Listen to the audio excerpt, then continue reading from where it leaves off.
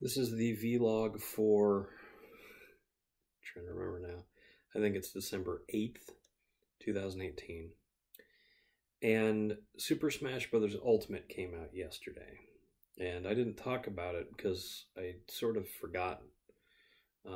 But I suppose it's worth mentioning that that was the second to last project that I worked on while I was at Nintendo. I can say what games I've worked on after they've come out. The last project that I worked on was a phone game called Dragalia Lost, which I'm sure is still being worked on with future updates.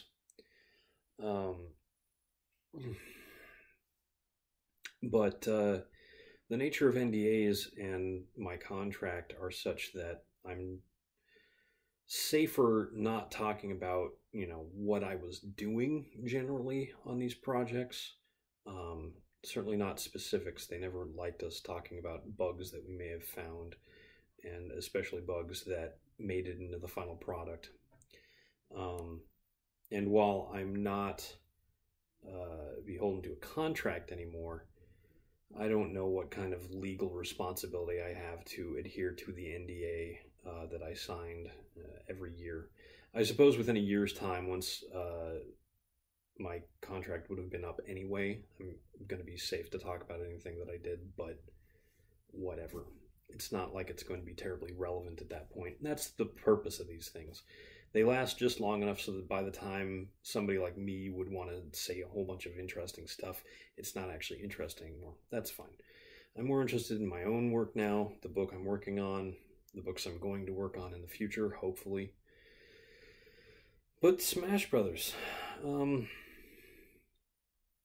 it's sort of a mixed bag because I was very, very into Smash Brothers Melee back on the GameCube. That was the last time I played at people's house socially, and that's where those games sort of shine. That sort of community aspect of playing is much more prevalent in Japan than it is in the United States, and that's why these games remain so popular worldwide. They make a lot of money in Asia, in Japan especially, and that allows them to publish in the US. But I don't know if these games are going to be a big hit in the United States.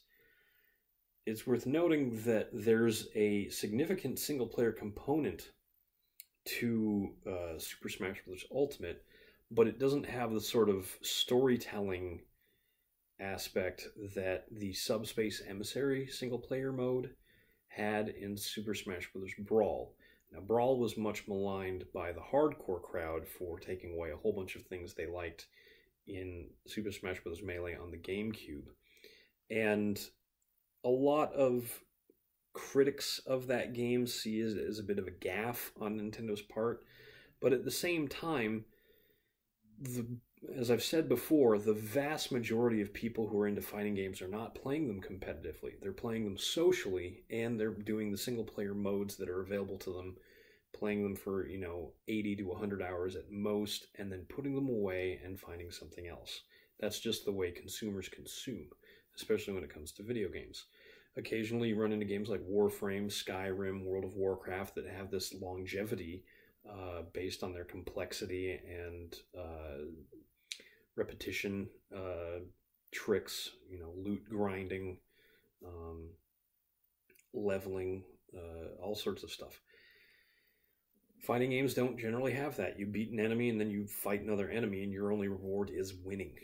And so that, if you don't have a social aspect to it where you're talking to the people that you're playing against and enjoying their company, that will get old quickly.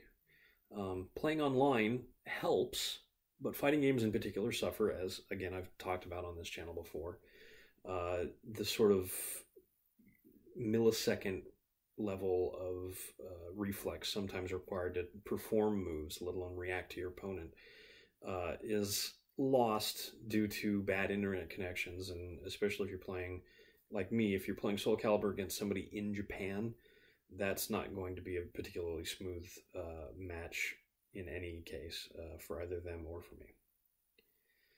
But all that said, My name is in the credits.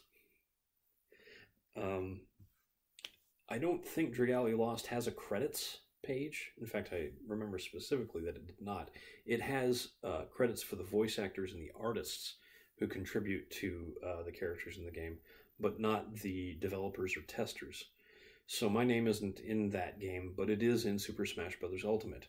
You'll probably never see it because you're going to be flying around in space shooting lasers at everybody's names to try and earn points to get a reward.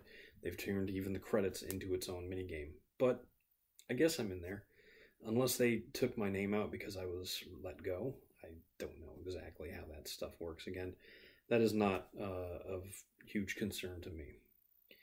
But I do hope that anybody that picks up the game enjoys it. Again, I don't hate Nintendo. I like Nintendo as a company. The department that I worked in was making me unhappy, but I had thought about moving into different departments. I'm sure that's probably unlikely to happen now. But they make good games. They make a lot of games that I like, and I'm going to pick up Metroid Prime 4. I'm going to pick up probably the next Fire Emblem game, in all likelihood. And some other titles as well. Pokemon, Mario games are still fun, as are Zelda. It's just going to be a little bit weird. Feels almost like a divorce, and that's probably being a little too glib. Apologies to anybody that's actually been through a real divorce, but it's like, seeing somebody that you had a relationship with that you don't have that same relationship with anymore. I'm Eric Spornitz, and tomorrow will be better.